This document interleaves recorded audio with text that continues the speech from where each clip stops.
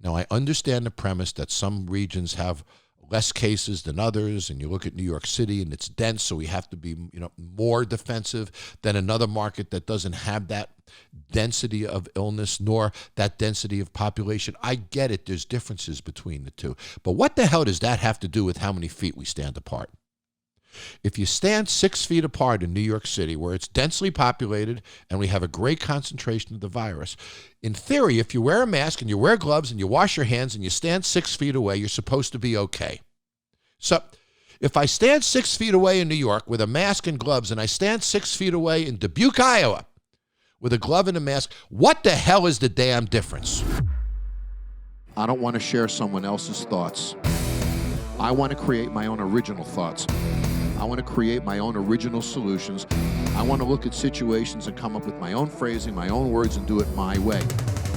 This is the Jon Taffer Podcast. Shut it down! Hello, everybody. Jon Taffer here with my podcast, and I don't even know what day it is anymore. I think it's day 56 of my lockdown here in Las Vegas, and it's an interesting week. States are starting to open, which is a cool thing.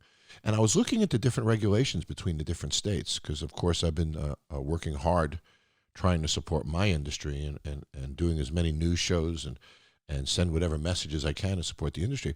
But, what's interesting is, for example, in the state of Indiana, I believe you can have 10 customers for every 500 feet, every 500 square feet. In Texas, you can have 25% capacity. In other states, it's 50% capacity. In some states, you can't have people sit at the bar. In other states, you can. In some states, you can't have customers standing. In other states, you can. In some states, you can't open a dining room, but in others, you can. So the differences from state to state are really sort of crazy, and I wonder what you guys think about that. I really thought when this would open that there would be a standard that we could all follow. I remember years ago, I opened up a restaurant in Tempe, Arizona. And when we opened that restaurant in Tempe, Arizona, not long after we had opened, they illegalized smoking in Tempe. But the towns next door still had it. So it wasn't a global or a statewide program. It was an extremely local program that zeroed in on one community. As an end result, that community got gutted after that simple smoking rule because all people had to do was go 2 blocks away. And 2 blocks away, they could engage. So when we do policies and rules like this, imagine if you lived on a state border. And on one side of the street, they're allowed to have 50% of the people, and a restaurant has some energy, and a bar has some energy, and things are going pretty good. And on the other side of the street, you're only allowed to have 25%. And the place is frickin' dead, and it's not working. So what's happening, I'm concerned, is there's going to be competitive disadvantages and advantages in this setup. And the rules made by one governor could be cutting the legs off our entire industry as compared to the legs of another governor who might be acting a little more favorably with regard to industry interests. And I'm concerned about this. And, I wonder what the science really is to having if people are wearing masks, and we're staying 5 to 6 feet apart from each other, and we're focused on keeping those distances, is there really a difference between 25 and 50%? And does 25% create too much space between us? And are we sacrificing space for money? And that raises the biggest dilemma that we've had. So I'm concerned. I'm not the youngest guy in the world, and I'm concerned. I don't want to get this damn thing. So I've been staying home, and people come into my house have to wear a mask, and I'm very cautious, and so is my wife, Nicole, and most of the friends that I have are looking at this very seriously, and we're being extremely cautious. And we're taking the steps that we need to take to protect ourselves. Now, there's other people I have. I have some people who work for me who actually had COVID-19, and they took their antibody test, and son of a gun, they got their antibodies. And that's almost like a get-out-of-jail-free card. Now they want to go out. They want to party. They want to have fun. They want to see their friends. They want to travel. They want to go do things. And what's happening is, as a society, where does the value lie? And I know we're all struggling with this. I know that people are demonstrating, and they're fighting, and they're saying the government is overstepping our freedoms right now, and I get that. On the other hand, industries are saying, like my industry, the restaurant industry, are saying, this is going to kill us. We're going to lose possibly 40% of the bars and restaurants in America over this. Think of the families that impacts. Not only owners, families. Think of the debt that creates. Think about the broken dreams that creates. Now, when you think about 40% of the bars and restaurants in America, off the top of my head, there's about 200 to 225,000 independent bars and restaurants in America, something along that kind of a number. Can you imagine if we lose 40% of those? Call it 100,000 for conversation's sake. So we lose 100,000 bars and restaurants. Again, just for conversation's sake, I'm not sure that's the correct number. But imagine the impact that that has on 100,000 families, 100,000 locations, 100,000 pieces of real estate, 100,000 employers. How about this? 100,000 refrigerators that farmers can't fill, food manufacturers can't fill, distributors can't fill. 100,000 bars that have no liquor bottles on the back of them. 100,000 bars that don't buy napkins anymore. Don't use silverware anymore. Don't use plates anymore. Don't use dishwashing chemicals anymore. 100,000 bars not using equipment anymore. Imagine the impact of that on our society. Now, I'm not suggesting that we should risk lives to facilitate straight commerce in a black and white statement. I'm not suggesting that. I'm suggesting that there's a balance. And I'm suggesting that we need to get our arms around what that balance is on a nationwide basis. Now, I understand the premise that some regions have less cases than others, and you look at New York City and it's dense, so we have to be, more defensive than another market that doesn't have that density of illness nor that density of population. I get it. There's differences between the two. But what the hell does that have to do with how many feet we stand apart? If you stand 6 feet apart in New York City, where it's densely populated and we have a great concentration of the virus, in theory, if you wear a mask and you wear gloves and you wash your hands and you stand 6 feet away, you're supposed to be okay. So if I stand 6 feet away in New York with a mask and gloves and I stand 6 feet away in Dubuque, Iowa with a glove and a mask, what the hell is the damn difference? So I reject that premise in a sense. I reject the premise that it changes city to city. Yes, it changes foot by foot. I don't want to stand 2 feet from you, 3 feet, 4 or 5. I want to stand 6 or 8 or 10 feet from you. But I can stand 10 feet from you in New York, and I can stand 10 feet from you in Dubuque, Iowa. So the issue to me is about distance, not location. And if we don't get this right, we're going to kill the restaurant industry. We're going to destroy it. And these places will never reopen again.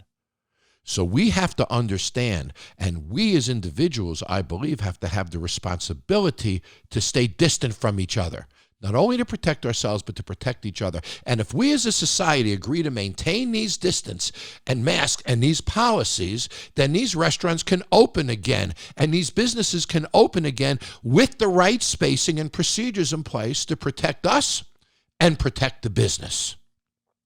And I worry that people are not thinking that way. So 6 feet is 6 feet and 8 feet is 8 feet, whether you're in frickin' New York City or whether you're in the middle of a farm in Iowa. There is no difference. So if the science is distance, then let's play the game of distance. Let's do it right. Let's put national standards in place so we know nationally what needs to be done, so we as an industry can react to those national standards. Everybody has the same playing field. We're socially responsible to each other, and we move forward. Doesn't that make sense to everyone? It certainly makes sense to me. So today I wanted to bring a real restaurant guru in. Dan Rowe is the president of Fransmart. And if you're curious, you can go to fransmart.com. Fransmart is one of the largest, most successful restaurant franchising companies in the world. You've heard of Five Guys. Well, Dan's company is the one that grew Five Guys, Halal Guys, QDOBA. So Fransmart has grown so many restaurant companies that are now household brands. They understand the business. They understand trends. And Dan is on the National Restaurant Association board. So I wanted to really have a deep discussion on where we're going as an industry, what's happening out there, and what are the policies that we need to put in place to be successful. Because what we're doing now isn't working. It's not fair to own a restaurant in one place and be a disadvantage over owning it in another place when at the end of the day it comes down to the same damn 6 feet.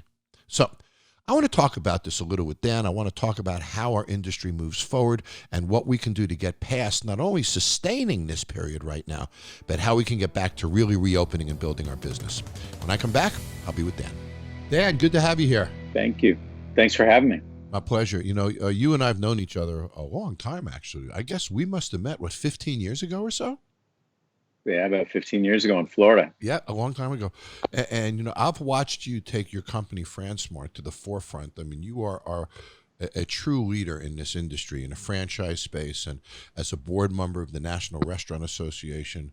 And what was exciting to me to have you on the show is you touch so many different kinds of brands. You know, you deal with franchises in the Italian space. You have Halal Guys that you deal with. You know, you got Five Guys to go national. So you've touched so many brands that are household brands to us. And you work on the National Restaurant Association board. So I was really eager to have you here to talk about what's going on. And all right, thanks. And first of all, what do you think of the current situation when you look at these states that are at 25%, 50% occupancy, no standing at the bar, no standing in the room? And you know this business well, Dan. You know it from fast food and casual dining. Can we sustain this? You can't sustain it. So it's the best hope is that that's going to be a transition to sort of ramping back up into some normalcy, but it won't. To 25% won't last forever. Yeah, it certainly can't. We can't run that way. You know, I've been looking at friends who've been successful, who have really changed the way they're marketing by selling family meals to go and deconstructing meals and doing all these very unique kind of marketing things. What do you think are the most important things that brands need to do now in the restaurant space and operators need to do now in this market? When you take a look at marketing and communications, where do you see that going? I think the most important thing that they need to do is they need to focus on building the trust with their customers and getting customers to feel safe about coming back into their restaurant. Customers need to feel smart using a brand. So they need to feel smart and they need to feel safe that it's actually going to be that it's going to be a good experience. But I think that's the big thing that people have to focus on right now. You know, I've struggled with this whole premise of sustaining versus opening. And I've thought to myself, okay, I'm going to open with a 25% occupancy level, and I'm going to try to sustain my business. I keep my employees working. That's certainly a good thing, right? I get to keep my crew intact, so I don't lose my cooks and I don't lose all my staff who's trained and hopefully loves my brand. So I try to sustain myself during this. So I don't have the in-house volume. I don't have the delivery volume yet. I don't have the pickup volume yet, but I'm just spending more money every week. And what I worry about is that we as an industry sustain ourselves for so long in this configuration that we run out of the resources when it's time to really come back to the marketplace. And I've been advising a number of operating friends of mine, maybe we should wait. Maybe we shouldn't yet open. Maybe we should wait a month or two, let the marketplace build some trust. Do you have any thoughts on that? I agree. I think that you want to definitely time reopening with volume. I mean, you cannot open a brand new restaurant. Not only are these guys financially on the margin, but they're tired. They're fatigued right now. And so if you open up and you finally get back to, you finally get reopen, you're going to do 25% of sales. Like it's just death by 1,000 cuts. It's just not going to last. Yeah. It's not going to work. And then, I'm concerned about inventory. And as we come back online, so many of us have spent so much money sustaining during this period of time that now we're going to open. I got to fill my refrigerator, Dan. My food is bad. My beer kegs need to be replaced. I mean, I got to rotate stock through. It isn't cheap to reopen. So what I worry about is, and I see a lot of restaurants, they're stumbling to reopen. They only have one menu item. They don't have the dollars to really create a whole food inventory and go at a full menu. We're stumbling through this. And I'm going to put you in a corner now. When you look at the industry, what percentage would you guess doesn't come out of this? 2/3. I think you're going to see 1/3 of the restaurants that just never reopen. Right. I feel the same. I say it's 1/3 to 40%. So we sort of agree on that number pretty much. Yeah. So considering the pandemic and considering that, there will be a vaccine at some point, Dan, right? And life will start to normalize, whether that's 10 months from now or 10 weeks from now is a separate issue. When you look at our industry post-pandemic, once people are comfortable to go out again and stuff, do you think our industry changing permanently from this? Does dining in restaurants disappear? I mean, where do you think we go as an industry after this? Well, one thing I think, I don't think dine in is going to go away. I don't think it's going to go away. I think that's going to be the part that builds back slower, right? Because of the spacing and all that kind of stuff. But you've got a lot of restaurants that have a meaningful amount of off-premise sales now, right? So you've got, like I just saw Cheesecake, right? Cheesecake's numbers, their stores average about $10 million a unit. They're now annualizing at $4 million a year in off-premise. I mean, that's a huge percentage. I saw Texas Steakhouse. Somebody posted yesterday that their off-premise sales were some 500 and something percent up. And so these concepts now have to take that business really, really seriously. And I think that's not going away. I think that I think you're going to find that pervasive across all the demographic and sociographics, as people are going to be using more delivery and third party, the carry out and all of that. I think the off-premise business is here to stay, and you have to take that business really serious, because if you don't do a good job at that, that's going to affect the guest experience of your brand as much as anything else. Yeah. And the way you package, the way you separate sauces today, the utensils that you provide, there needs to be an attention to detail to make us successful. It's funny, I was consulting to a beer company today, I won't mention which one, and we were having a whole strategy session with a large beer brand, a household name, and we were talking about the fact that this company used to have promotions that would run from the beer cooler to the table, and that's what they focused on. Now it has to run to home. So merchandising has to carry to home. Merchandising on websites becomes more important. All of these elements become really, really important. I've always felt that when we go through crises like this, and 9/11 was sort of the last one, Dan, that people sort of, and I'm going to use a dated term to explain what I'm talking about, but people cocoon. Remember when we had that term cocooning many years ago? And the premise of cocooning was when you go through an experience like this that sort of shatters our existence to some degree, that we go back to the things that we trust. We go back to brands that make us feel comfortable, that are trustworthy to us, even products that are trustworthy to us, places that are trustworthy to us. We like familiarity when these things kind of happen. And I see that as a real change. I see neighborhood operations. Dare I say, I know you and I are working on Taffer's Tavern together, so I don't mean this as a marketing plug, but I do see taverns. I see more of these public houses, more social environments with great food in them, because I think the food I can get delivered at home with high quality now. To come in, there's got to be something experiential that matters, right? Right. Yeah, I agree. So music becomes more important, lighting becomes more important, seating becomes more important, flow becomes more important. All of these things become really much more important.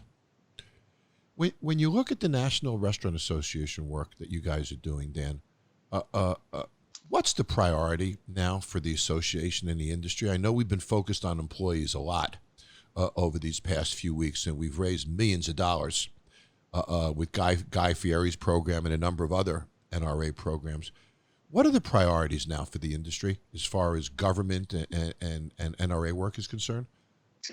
Yeah, so the work of the National Restaurant Association is really two buckets. And one bucket is advocacy and protection of the restaurant business. And it's, the people that are with the politicians, and they're trying to, make make the PPP as strong as you can and getting that funds out. The thing you saw with Guy Fieri, $21 million right now of employee relief. So, that's been tremendously helpful. And then the other bucket with the National Restaurant Association is all about sort of how do restaurants thrive? How does the restaurant business thrive? And so you've got this big collection of the best practices and the best known ways to do everything, from, group buying to, e-health, and you've got ServSafe. It's like ServSafe is the gold standard in testing and certification for restaurant employees, which, by the way, the Restaurant Association has been giving away free classes for the last couple of months. So, but there's a lot, but it's really about trying to protect the restaurant business. They want to protect it both on the legislative side and then also on the business side, and make this a very profitable business. If a business like this isn't profitable, people won't keep investing in it. Yeah. And people often don't understand that they're not in the industry. Margins are tight in our industry. We're not walking away with 50 cents on a dollar. I mean, nothing like that is happening. Real estate costs are very high for good locations. The build out is 3 times what a retail store would be, right? To build out a restaurant with kitchens and all of that today. So it's a difficult business, and it's a business that typically has to provide a payback over a year period of time or so. And, at this type of a revenue level, nobody's going to invest in new restaurants, but there's a flip side to this, Dan. And you and I were talking about this the other day. In the next few months, some of the greatest locations in America might become available. Is that true? I think so. You're going to have, so you think about, to me, I see that you're about to have a big supply and demand imbalance. The supply and demand is going to flip 180 degrees. So you're going to have, it's been really tough to find employees, right? The last several years, that's been the bane of the restaurant industry. Well, they're expecting 10% unemployment. So it's about to be easier to find better employees for the restaurant business. Finding location has been tough. That's about to change. You're going to have all these conversion opportunities. So the most expensive part about building a restaurant is really the stuff customers never see, is the mechanical, electrical, plumbing, hoods, zoning a restaurant zoning a piece of property to be a restaurant in the first place.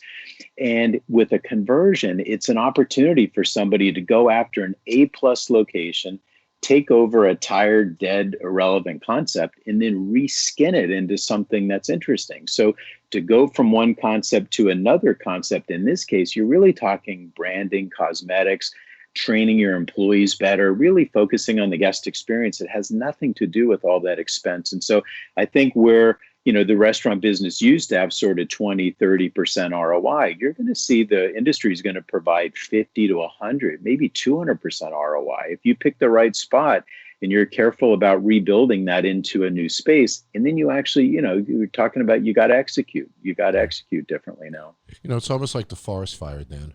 And a couple of weeks later, you see the little green buds coming up from the ground. Right. And it's all renewing itself in that kind of a way. I don't self-promote so heavily on this podcast, but you are, Fransmart is our partner in Taffer's Tavern. It's interesting. When I created Taffer's Tavern 2 years ago, it was because we couldn't get a labor pool, right? So I couldn't find people. Payroll, of course, with minimum wages were going up very, very much, affecting our industry hugely. And the labor pool was so small that the only kind of employees we could find were new Americans that didn't necessarily speak the language so well.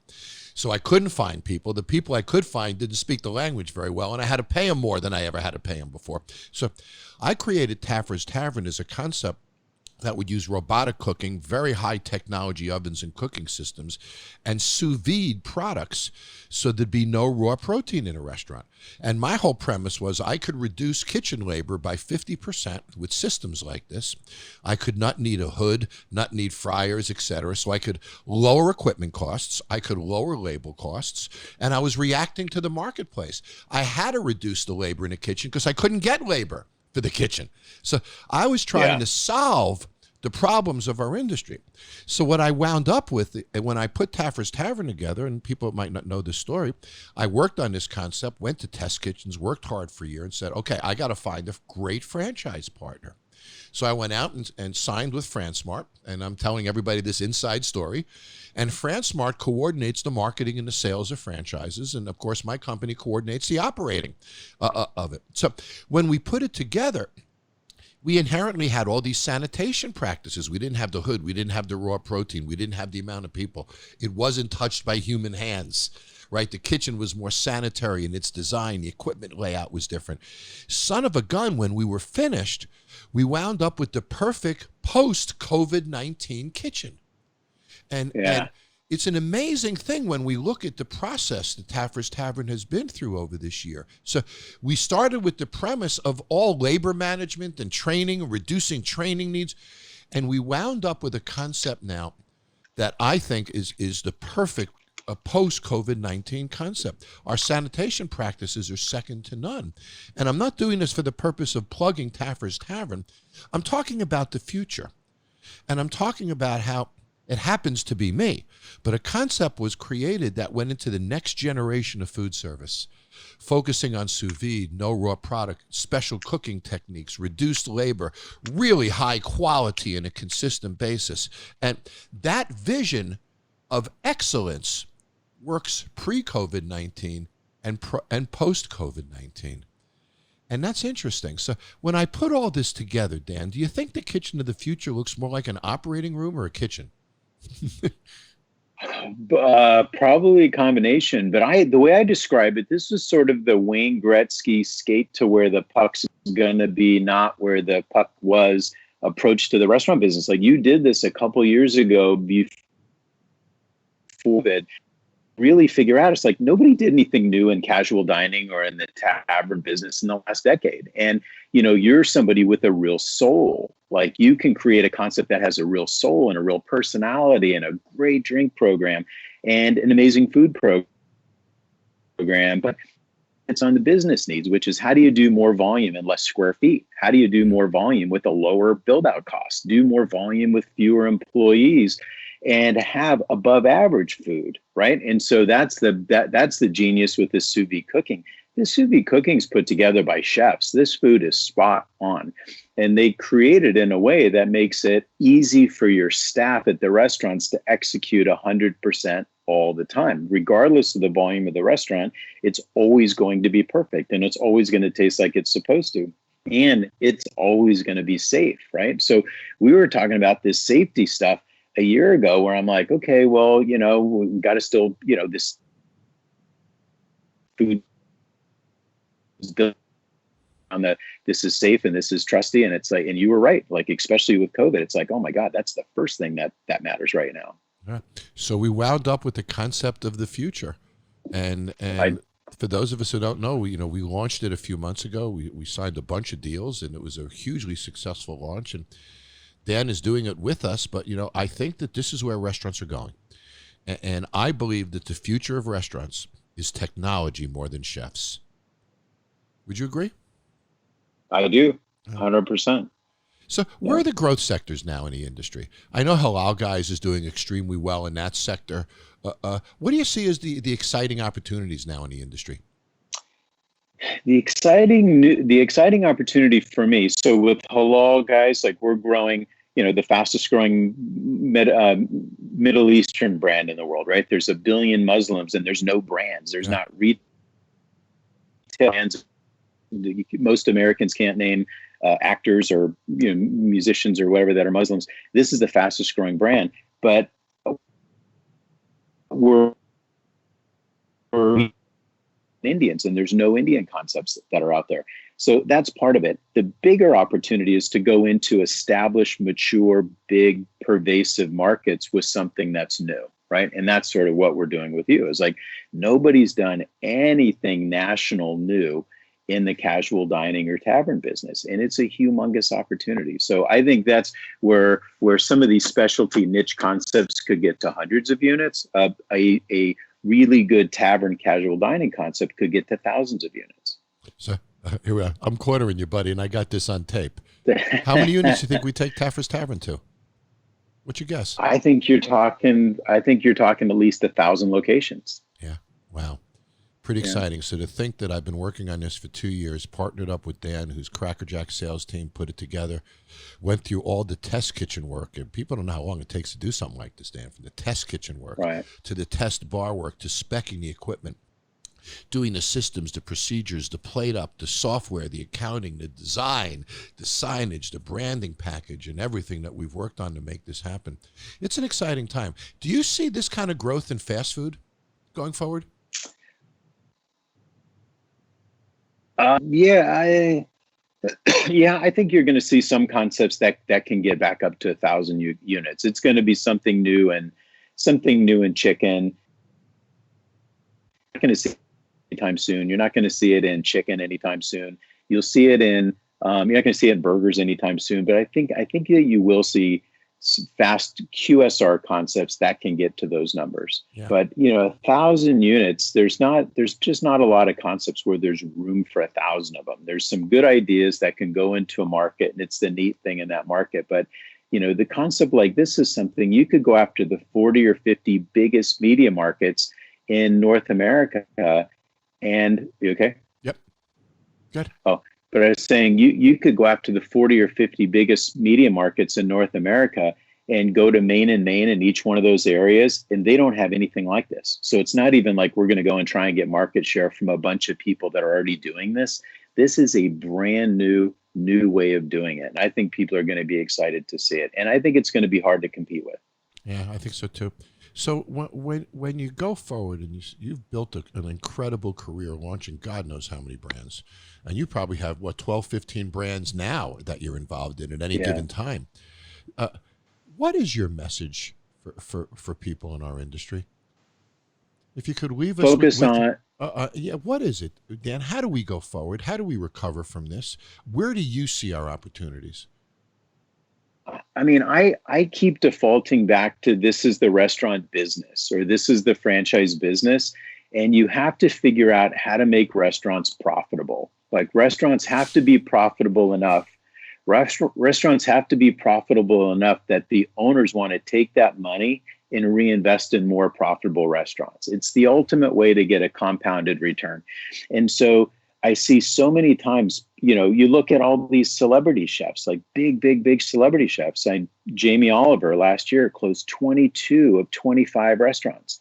That was not COVID. That was not a pandemic. Right. That was bad business. And Todd even English some of America, similar. Todd, I mean, you got some of the biggest guys that are on network television and the Food Network every single day that have closed more restaurants than they still have open. And that had nothing to do with COVID. That had everything to do with they just don't understand the business side of the business. So why is that important? Well, it's important because if you don't have a restaurant, if you're opening a restaurant and it's not profitable, you're not going to keep investing in it. And the only way that you're going to keep customers wanting to come back is just that they have to want to come back. And you've got to, your most important customers are your employees, and you've got to treat them well, and you got to train them, and you got to take care of them.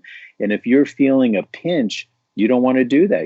One of the first things that you do, and it's a mistake, is you start to cut labor and you start to really turn the clamp down on your team, and it's a downward spiral. So my message to everybody is you have to focus on the profitability of the unit. Right. And so that you want to keep feeding it, you want to keep growing your team, and you want to keep you've got to focus on the customers. Like the customers vote with their wallets, and, they have to want to come back to your restaurant. And so you've got to focus on the guest experience, and you got to focus on the profitability. And that's, that's really my message to everybody. And I see it going wrong all the time. And I'm just constantly having the same conversation about getting it back to those two focuses.